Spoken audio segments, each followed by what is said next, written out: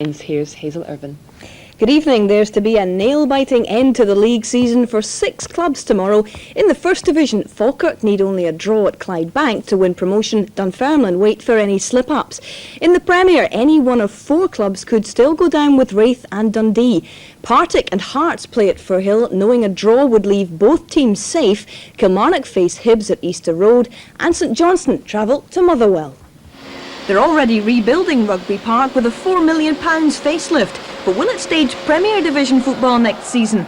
Last Saturday, Tom Blackskull beat Rangers and set up another last-day drama for Killie. The time I've been involved with Kilmarnock, be it coming up from the second division, it was all down to the last game of the season. Coming up for the first division, it was all down to the last game of the season. And it's the exact same here, so complacency is the furthest thing for our minds. 1 point behind are St Johnstone. In Friday Sports Scene, who'll take the drop? St Johnstone, Killie, Thistle or Hearts? Good evening. St Johnstone manager Paul Sturrock has launched an attack on what he calls the crazy system of league reconstruction. The Saints boss, whose team is on the verge of relegation to the First Division, says that most people in the game want a 16-team Premier League. St Johnstone are one of 4 teams who could join Dundee and Raith Rovers in the drop. Hearts, Partick Thistle and Kilmarnock all face a nerve-wracking final day, but it's the Perth club who remain favourites to go down. This week, St Johnstone unveiled their new strip for next season, but will they be wearing it in the Premier or the First Division? We'll just have to wait and see after Saturday's game. We'll just have to go down to Firth Park and go forward. There's no point holding back, there's nothing to lose now. So we'll be trying our hardest to win and just hope results elsewhere go our way. In spite of the pressure, it's been a breakthrough season for Philip Scott. He's shown ambition and real character in this, his first full term.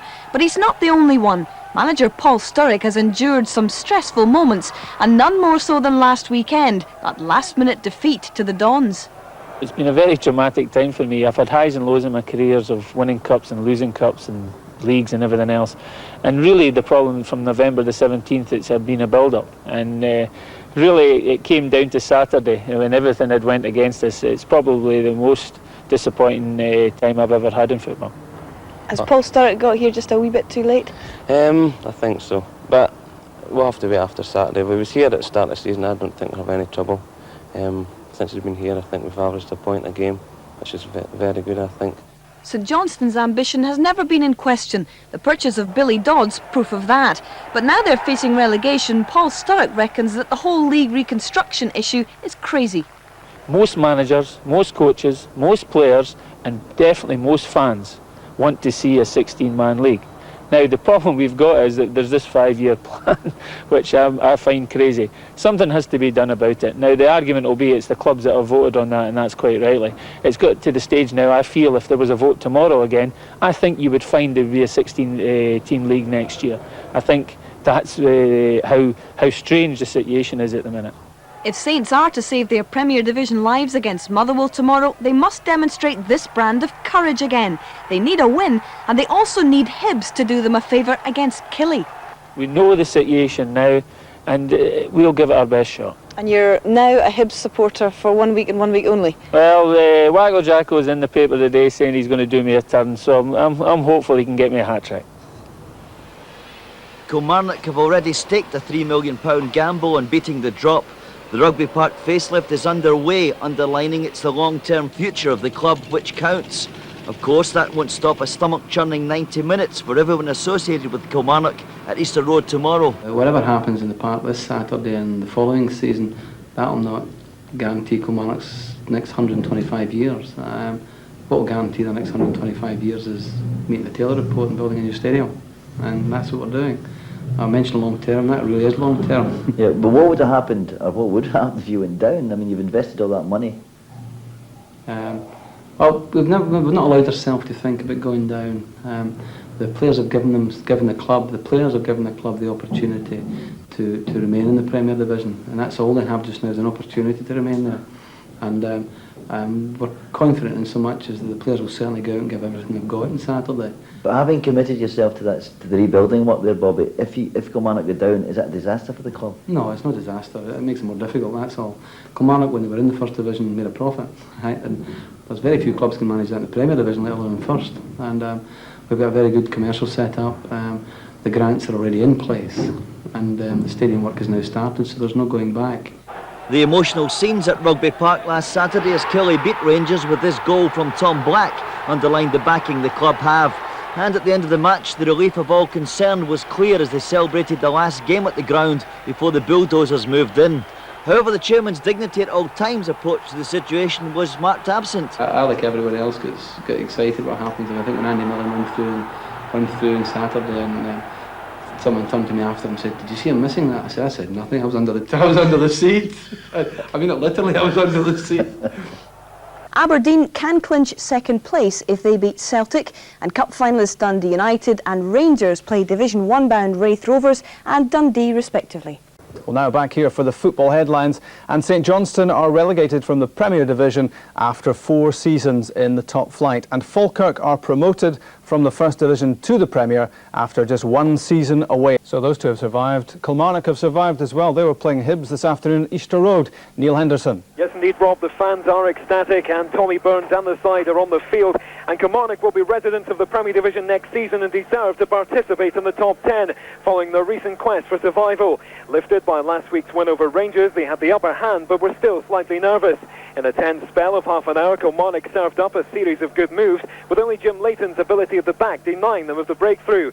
After 5 minutes, McSkimming sent in the cross, McCluskey picked up the loose ball, and Tom Brown fired it over the line, only to be ruled offside. 4 minutes later, Leighton made a daring save from Ali Mitchell by diving at his feet inside the box. The second half was competitive, but without goals. A perfect climax to the season. Hibs finish in 5th place, and Kilmarnock survive. Hibernian 0, Kilmarnock 0. OK, thanks, Christine. Those then the 6 Premier results this afternoon. Aberdeen 1, Celtic 1 you've just heard about. And that means Aberdeen runners-up in the Premier Division for the 5th time in 6 seasons. They'll be hoping to improve on that next time round. Dundee United 2, Raith Rovers 3. Jason Dare twice for Raith Rovers. Then David Sinclair, they were 3 up before United came back with goals from David Hanna and Craig Brewster. But the cup finalists beaten as they prepare for Hampden next Saturday. Hibs 0, Kilmarnock 0, as we've heard. Final score at Easter Road. Kilmarnock survive. Motherwell 0, St Johnstone 1. Those are the final facts and figures in the Premier Division. Rangers champions by 3 points. Aberdeen finish second. And further down, the significant point is that St Johnstone are relegated. The same points as Partick Thistle, but by 1 goal worse off. They go down, along with Raith Rovers and Dundee. The way the Premier Division finished, Rangers 3 points better off than Aberdeen, who drew 1-1 with Celtic today at Pittodrie. Cup finalists Dundee United ended up just 2 points clear of relegation after losing at home to Raith Rovers. They were 3 down at one point before losing 3-2. St Johnstone joined Raith and Dundee on the way down, despite winning at Motherwell. Just 2 more goals would have saved them. Partick Thistle lost 1-0 to Hearts at Firhill, but they stay up. Kilmarnock drew 0-0 at Hibs. Derek, we always knew it was going to be tight for relegation, but it couldn't have been much tighter. It couldn't, and you want to feel sorry for St Johnstone. You know, they had very, very difficult task to go to Motherwell. They had to win today, and they went and did that, and eventually it meant nothing to them. It's unfortunate last week they lost a late goal to Aberdeen. If they had 1 point there, they may well have stayed up. But that's what this lovely game is all about, Rob, winners and losers. I think there was always the fear, and Paul Sturrock had it himself, that he didn't have quite enough time there to bed himself in and to build the right team for survival. Well, he was there at the time when they were really struggling, and he found it very, very difficult. And it took him really 5 or 6 games to know the players that he wanted to play, and I think by that time it was too late. They dropped too many points. A huge sigh of relief tonight for teams like Hearts and Kilmarnock and Thistle. Well, it is big team. I mean, teams like Hearts have got a huge support, and Thistle as well away from home. But you saw what Falkirk brought there to Clydebank. They must have had 5,000 or 6,000 there, and that's what the Premier Division teams are going to come with fans. We saw Rangers taking looks then for next season in the Bells League Championship. Falkirk join up in the new 10-club Premier Division with St Johnstone, Raith and Dundee having dropped out. It's about reconstruction. Will the 4 leagues of 10 last, do you think? Well, it's for 5 years, isn't it? I don't think so. I hope it doesn't, Rob. I think something's got to change. There's too many full-time teams. I think there are, 15, 16 full-time teams. I hope in the next couple of years they see sense, the powers that be, and they make it a 16-team league. OK, Derek, thanks. A place in editions of the Sunday papers. We'll start with the Sunday Mail back page, going up, going down. That's Falkirk heading for the Premier and heartbroken St Johnstone heading out. Back page of the Sunday Post is Saints' sinking feeling. One of the most dramatic finales to a season ever, says the Post. Back page of Sunday Times Scotland, tears of joy for Killie. Tommy Burns and Kilmarnock have sealed their place in the Premier Division. Kilmarnock took almost 6,000 fans to the capital for the match which would determine their future. Life in the top 10 or a return to the First Division. And within 5 minutes, Killie appeared to get the ideal start. The run and cross from McSkimming, touched on by McCluskey, Tom Brown there to prod the ball over the line. But the linesman said, no goal, his flag was up for offside. Then a Tom Black free kick, which Leighton couldn't hold, but skipper Graham Mitchell was there to clear. Killie now in top form. Tommy Burns combining with George McCluskey. Then Brown's flick on for Mitchell, but he was just pipped to the ball by Jim Leighton. Then a rare sight in the first half, Hibs in the Killie box. Right in the clear, but he was actually offside. Gus MacPherson then moved upfield to assist in the attack in search of the first goal. A nice 1-2 coming up with McCluskey, and look out for the volley. But it didn't trouble Jim Leighton too much. George McCluskey had scored many great goals. This should have been another for him, but he was denied again by Leighton. Tommy Burns may be 37, but he was involved in everything. He is setting up Tom Brown, but he was eased off the ball. The second half started with the Ayrshire men back on the attack. McSkimming's cross, but the header went wide. You began to wonder if Killie's luck might be out.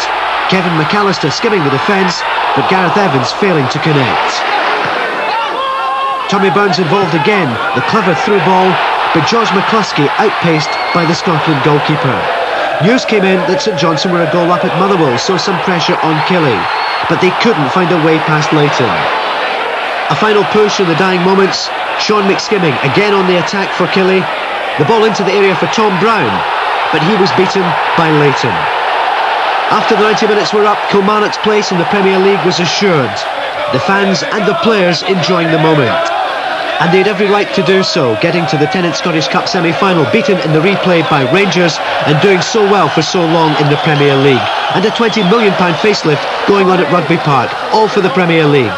Oh, delighted. Well, don't talk to me, talk to the guys. The guys who done it. Yeah. Who the men that done it? Talk to them. Absolutely sharp. Sad we couldn't come quick enough for us. Just to get out of the road, because it's been plaguing our minds all week. Did you think back to that goal last week? How important it was?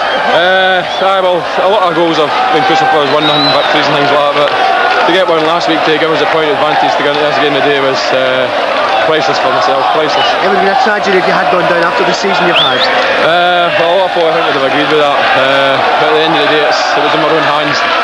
We knew we'd come up here, after that's the fourth time. I've played well against them all the time, and I've not really taken any off them, but I think we deserved it today. You'll enjoy tonight for the fans? Definitely. The worst 90 minutes of my life, I must confess. I mean, I thought when we played the Hamilton game last year it was bad because we weren't promotion and that. But there's so much at stake. I mean, so very much at stake. We had 5,500 Kilmarnock fans here today, and you felt for every one of them because they felt the same as you. Absolutely terrified. And when I come down there at the end, I kept myself in the tunnel. And Tommy Burns was trying to get me to come out to the fans, but it's their day, it's the players' day, it's Billy Stark and Tommy Burns' day, it's the fans' day, it's not mine. But the relief is unbelievable.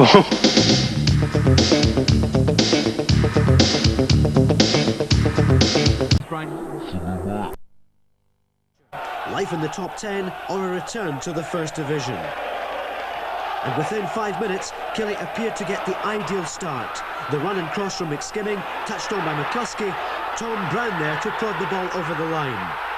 But the linesman said, no goal, his flag was up for offside. Then a Tom Black free kick, which Leighton couldn't hold, but skipper Graham Mitchell was there to clear. Killie now in top form. Tommy Burns combining with George McCluskey. Then Brown's flick on for Mitchell, but he was just pipped to the ball by Jim Leighton. Then a rare sight in the first half, Hibs in the Killie box. Right in the clear, but he was actually offside. Gus MacPherson then moved upfield to assist in the attack in search of the first goal. A nice 1-2 coming up with McCluskey, and look out for the volley. But it didn't trouble Jim Leighton too much. George McCluskey had scored many great goals. This should have been another for him, but he was denied again by Leighton.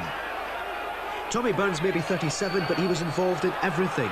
He is setting up Tom Brown, but he was eased off the ball. The second half started with the Ayrshire men back on the attack. McSkimming's cross, but the header went wide. You began to wonder if Killie's luck might be out. Kevin McAllister skimming the defence, but Gareth Evans failing to connect. Tommy Burns involved again, the clever through ball, but George McCluskey outpaced by the Scotland goalkeeper. News came in that St Johnstone were a goal up at Motherwell, so some pressure on Killie, but they couldn't find a way past Leighton. A final push in the dying moments, Sean McSkimming again on the attack for Killie. The ball into the area for Tom Brown, but he was beaten by Leighton. After the 90 minutes were up, Kilmarnock's place in the Premier League was assured. The fans and the players enjoying the moment. And they had every right to do so, getting to the Tennent Scottish Cup semi-final, beaten in the replay by Rangers and doing so well for so long in the Premier League. And a £20 million facelift going on at Rugby Park, all for the Premier League. Oh, delighted. Well, don't talk to me, talk to the guys. The guys are done it. Yeah. Who the men have done it? Talk to them. Absolutely sharp. Sad we couldn't come quick enough for us. Just to get out of the road, because it's been plaguing our minds all week. Can you think back to that goal last week, how important it was? Well, a lot of goals have been crucial for us, 1-0 victories and things like that, but to get one last week to give us a point advantage to get into this game today was priceless for myself, priceless. It would have been a tragedy if you had gone down after the season you've had. Well, a lot of folk I think would have agreed with that, but at the end of the day it was in my own hands. We knew we'd come up here, and I thought that's the fourth time. I've played well against them all the time, and I've not really taken any off them, but I think we deserved it today. You'll enjoy tonight for the fans? Definitely. The worst 90 minutes of my life, I must confess. I mean, I thought when we played the Hamilton game last year it was bad because we weren't promotion and that. But there's so much at stake. I mean, so very much at stake. We had 5,500 Kilmarnock fans here today, and you felt for every one of them because they felt the same as you. You know, absolutely terrified. And when I come down there at the end, I just kept myself in the tunnel. And Tommy Burns was trying to get me to come out to the fans, but it's their day, it's the players' day, it's Billy Stark and Tommy Burns' day, it's the fans' day, it's not mine. But the relief is unbelievable.